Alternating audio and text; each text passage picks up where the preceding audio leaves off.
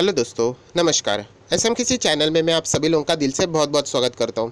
दोस्तों, इस वीडियो में हम लोग कवर करने वाले जो अभी ये नेक्स्ट हफ्ता जो अभी हम लोगों को फ्रेश कल से स्टार्ट होते हुए देखने को मिलने वाला है, यहाँ पे कुछ इंपॉर्टेंट चीज़ें जिसके ऊपर आप लोगों ने फोकस रखना चाहिए। मतलब हम लोगों को ये सारी न्यूज़ रहेंगी, इसी की चर्चा हम लोग को आने वाले कुछ दिन में देखने को मिलने वाली है। एंड आप सभी लोगों को पता है कि न्यूज़ बेस के ऊपर मार्केट कितना ज़बरदस्त वॉलेटाइल हो जाता है। तो कुछ न्यूज़ ऐसी रहेगी जो कि पर्टिकुलर स्टॉक्स को इम्पैक्ट करेगी एंड कुछ खबरें ऐसी रहेंगी जो पूरे पूरे बाजार को यहाँ पे अफेक्ट कर सकती है। तो चलिए एक एक न्यूज़ यहाँ पे कवर कर लेते हैं। एंड सबसे पहला कोई न्यूज़ यहाँ पे रहेगा दोस्तों, वो है कोविड से रिलेटेड, कोरोना वायरस से रिलेटेड। अभी मैं ये नहीं बताने चाह रहा हूँ कि हमारा ग्राफ ऊपर ही जा रहा है, सबसे मेन इंपॉर्टेंट बात है कोविड का एंड वो है अनलॉक। यस दोस्तों, अनलॉक 1.0 हम लोगों ने तो यहाँ पे देख लिया, बट उसका जो नेक्स्ट फेज़ है, पहले 15 दिन तक हम लोगों को ये सारी चीज़ें देखने को मिलने वाली थी। अभी यहाँ पे मीटिंग होने वाली है जो कि सेंट्रल गवर्नमेंट एंड उसी के साथ साथ जो हमारे प्राइम मिनिस्टर है वो हर एक स्टेट गवर्नमेंट के जो चीफ मिनिस्टर होते हैं उनके साथ मीटिंग करेंगे एंड आगे का रोड मैप यहाँ पे डिसाइड करने की यहाँ पे घोषणा हो सकती है। हालांकि उन्होंने ये कह दिया था कि सेकंड फेज़ में स्कूल एंड कॉलेजेस को यहाँ पे प्रावधान दिया जाएगा, बट उसके चांसेस अभी बहुत ही कम नज़र आ रहे हैं। एंड जो थर्ड फेज़ रहेगा यहाँ पे हम लोगों को मल्टीप्लेक्सेस, मॉल्स, जो थिएटर्स रहते हैं, जिम, स्विमिंग पूल्स से रिलेटेड डिसीजन लेते हुए देखने को मिल सकते हैं। सो आप लोग देख सकते हैं यहाँ पे 14 डेज तो कंप्लीट हो चुके हैं। सो कल से हम लोग को 15 जून पे यहाँ पे देखने को मिलने का मतलब आधा जून यहाँ पे ख़त्म हो चुका है। सो अभी नेक्स्ट जून कैसे रहेगा, क्या नए रूल्स यहाँ पे आने वाले, इसके ऊपर बहुत ही ज़्यादा फोकस रहेगा। क्योंकि जैसे मैंने कहा कि कोविड के जो केसेस है वो तो बढ़ते ही जाएंगे, क्योंकि टेस्टिंग भी अभी और भी यहाँ पे बढ़ाने की शुरुआत हो चुकी है। सो ये तो नंबर बढ़ते रहेगा, जो कि बाजार के ऊपर प्रेशर ज़रूर डालेगा, क्योंकि ये डेटा बिल्कुल भी अच्छा वाला डेटा नहीं है। अभी दिन के अगर हम लोग बात करें तो लगभग इंडिया दिन में ही लगभग 11 से 12 हज़ार हम लोगों को इन्फेक्टेड पर्सन के डेटा यहाँ पे मिल रहे हैं। सो डेफिनेटली अभी अनलॉक 1.0 हम लोगों ने तो यहाँ पे शुरुआत उसका देख ली। अभी आगे फर्दर क्या होता है, कौन से नई चीज़ें आती है, कौन से चीफ मिनिस्टर क्या डिसीजन लेते हैं, इससे रिलेटेड हम लोगों ने यहाँ पे बाजार में फोकस रखना है। सो उसके मुताबिक यहाँ पे बाजार में वॉलेटिलिटी आ सकती है। तो ये थी सबसे पहली न्यूज़। अभी हम लोग आ जाते हैं 15 जून से रिलेटेड, मतलब कल के दिन की अगर हम लोग बात करें, आप लोग देख सकते हैं 15 जून यहाँ पे कौन कौन सी इंपॉर्टेंट चीज़ें आप लोगों को देखने को मिल सकती है। तो आप सभी लोगों को मैं बताना चाहता हूँ, होलसेल प्राइस यहाँ पे हम लोगों को जो इंडेक्स रहता है, इन्फ्लेशन का डेटा, WPI का डेटा आप लोग ऐसा भी बोल सकते हो, जो कि मई मंथ का रहेगा, वो अभी हम लोगों को रिलीज़ होते हुए देखने को मिलने वाला है। सो डेफिनेटली बाजार इसके ऊपर फोकस रखेगा। एंड जैसे मैंने कहा 15 जून मतलब कल ही हम लोग को ये डेटा सामने आते हुए देखने को मिलने वाला है। उसी के साथ साथ अगर हम लोग अपकमिंग वीक्स की बात करें तो हम लोग को कुछ और भी ऐसे डेटा देखने को मिलने वाले हैं, जैसे कि अगर इंडियन बैंक्स की जो लोन ग्रोथ रहती है, उसी के साथ ओवरऑल ग्रोथ क्या रहती है, उसी के साथ साथ बैलेंस ऑफ ट्रेड जो रहता है, ये सारा डेटा हम लोगों को ये अपकमिंग वीक है उसी में यहाँ पे देखने को मिलने वाला है, जिससे रिलेटेड आप लोगों ने थोड़ा सा फोकस रखना चाहिए। तो चलिए दोस्तों, थोड़ा सा और आगे जाते हैं, इंपॉर्टेंट टॉपिक से रिलेटेड बात कर लेते हैं। एंड जो बहुत ही इंपॉर्टेंट टॉपिक रहेगा वो हम लोगों को देखने को मिलने वाला है 17 जून 2020 को। यस दोस्तों, तो 17 जून 2020 को ऐसा क्या है, तो आप सभी लोगों को पता है हर जगह ही सुप्रीम कोर्ट छाया हुआ है।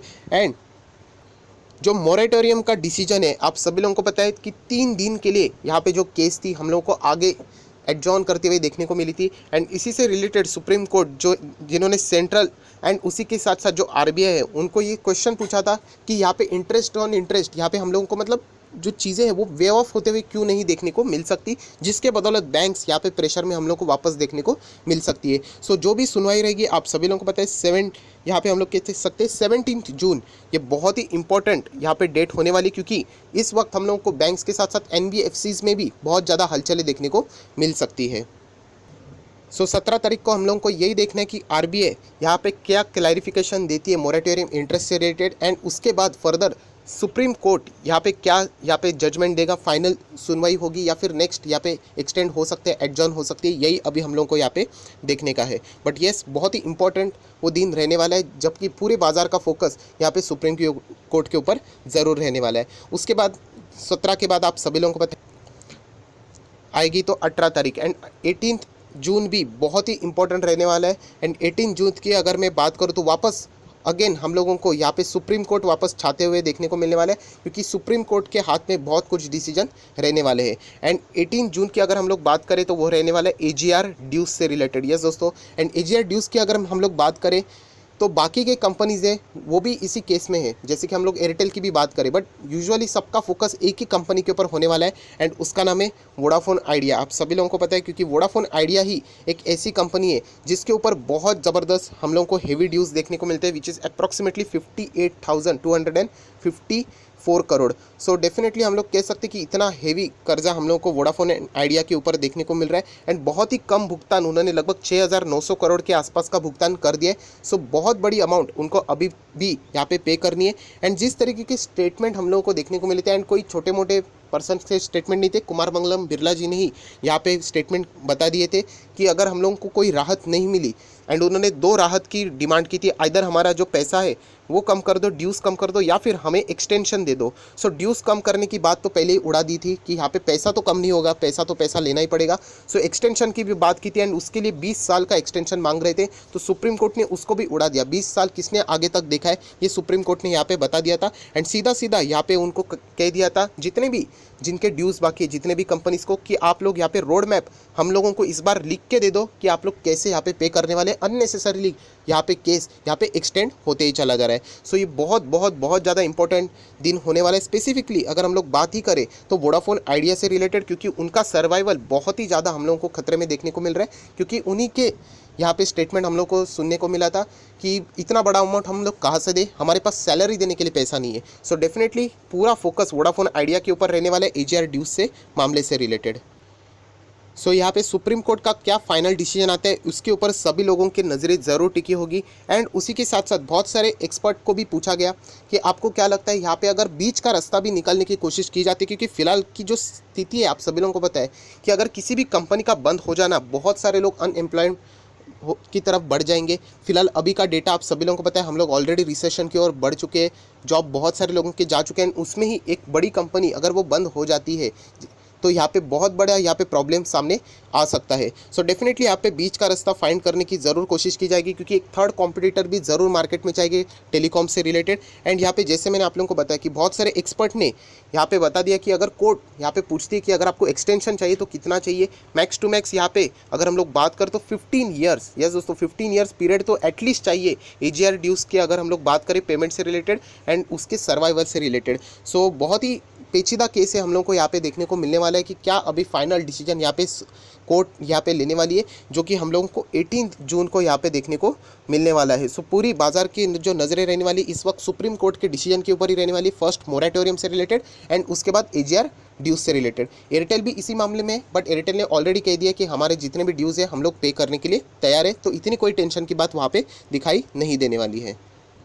सो दोस्तों यहाँ पे अगर नेक्स्ट कोई और एक ज़बरदस्त न्यूज़ देखने को मिलने वाली है वो तो है H1B वीज़ा से रिलेटेड। यस दोस्तों H1B वीज़ा, एंड यहाँ पे मैं आप लोगों को बताना चाहता हूँ कि डोनाल्ड ट्रंप यहाँ पे ऑलमोस्ट ट्राई करेंगे, यहाँ पे कंसिडर करने वाले कि सस्पेंड करने से रिलेटेड बात हो रही है H1B वीज़ा से रिलेटेड। अभी ये क्या होता है एंड इसका इम्पैक्ट किसके ऊपर पड़ेगा वो भी हम लोग ज़रूर देखेंगे। सो सबसे पहले बताना चाहता हूँ कि H1B वीज़ा यहाँ पे जो अमेरिका की जो कंट्री है, अगर बाहर से किसी एम्प्लॉयज़ को अमेरिका में लाना है तो उसके लिए ये H1B वीज़ा यहाँ पे चलता था। एंड आप लोगों को बताना चाहता हूँ बहुत आसान होता है ये वीज़ा ऑप्ट करना कंपैरेटिवली जो बाकी के वीज़ा होते हैं, क्योंकि ये वीज़ा अगर आपको चाहिए तो आपके पास एक डिग्री चाहिए होती है, एक्सपीरियंस चाहिए होता है, एंड जो कंपनी आपको यूएस से मंगा रही है उनका ऑफर लेटर चाहिए होता है। दैट्स इट, आप लोगों को आसानी से ये वीज़ा मिल जाता है। उसी के साथ साथ किसी को अमेरिका का नागरिकत्व चाहिए, ग्रीन कार्ड चाहिए होता है, तो उसका भी मतलब फ़ायदा H1B वीज़ा से हो जाता था, क्योंकि एक बार आपके पास ये H1B वीज़ा आ गया एंड आपने वहाँ पे 3 साल गुजार लिए, वो ख़त्म हो जाने के बाद